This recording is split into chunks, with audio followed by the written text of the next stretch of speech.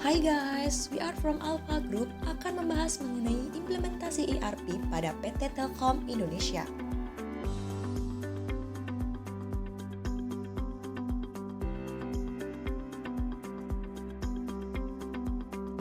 Sebelum itu, apa sih ERP?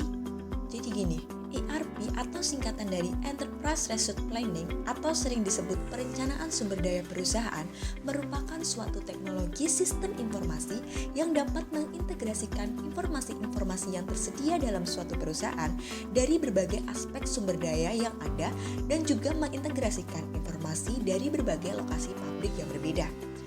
Dengan penerapan sistem ERP, perusahaan diharapkan dapat melakukan proses bisnis dengan lebih efisien, apalagi untuk perusahaan dengan skala bisnis yang semakin tumbuh dan berkembang. Itu tadi pengertian dari ERP. Sekarang kita akan membahas mengenai implementasi ERP pada PT Telkom Indonesia. PT Telkom Indonesia adalah badan usaha milik negara yang bergerak di sektor layanan jasa TIK dan jaringan telekomunikasi di Indonesia.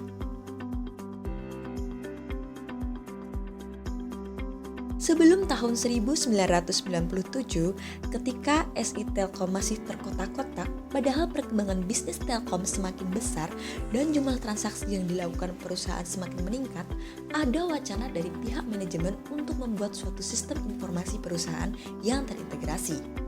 Hal ini disebabkan sistem informasi yang dipergunakan saat itu belum terintegrasi sehingga dianggap tidak mampu menangani aktivitas perusahaan yang semakin besar. Pada tahun 1999, PT Telkom menerapkan sistem ERP berbasis SAP, yaitu SAP R3 Enterprise sebagai penyedia sistem teknologi informasi untuk gagasan tersebut. Alasan yang mendasari pemilihan SAP adalah karena lebih lengkap dan juga menyediakan solusi bisnis yang lebih spesifik untuk suatu industri, dalam hal ini industri telekomunikasi. Sistem ERP mulai dijalankan di Telkom sejak tahun 2001. Dalam penerapannya, tidak seluruh modul yang terdapat dalam SAP R3 digunakan. Modul yang digunakan adalah modul yang mengarah pada laporan keuangan, itu pun dilakukan secara bertahap. Setelah diterapkan ERP pada PT Telkom, terdapat peningkatan dalam hal pengelolaan piutang dan persediaan, serta nilai dari return on equity. Sedangkan untuk komponen kas dan setara kas serta komponen biaya belum menunjukkan adanya peningkatan dibandingkan dengan periode sebelum penerapan ERP. Setiap pengimplementasian ERP dalam suatu perusahaan tentu saja terdapat kelebihan dan kelemahan.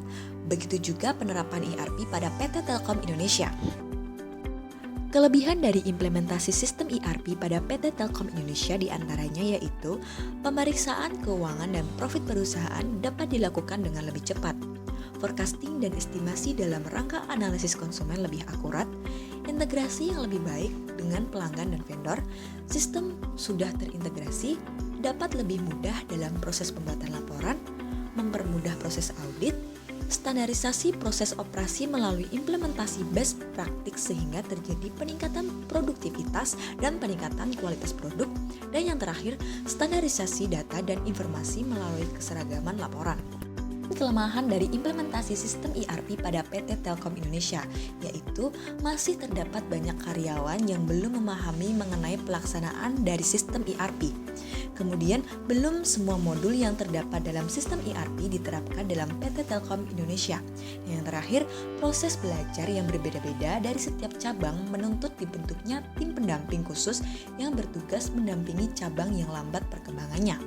Baik, sekian penjelasan mengenai implementasi ERP pada PT Telkom Indonesia. Terima kasih.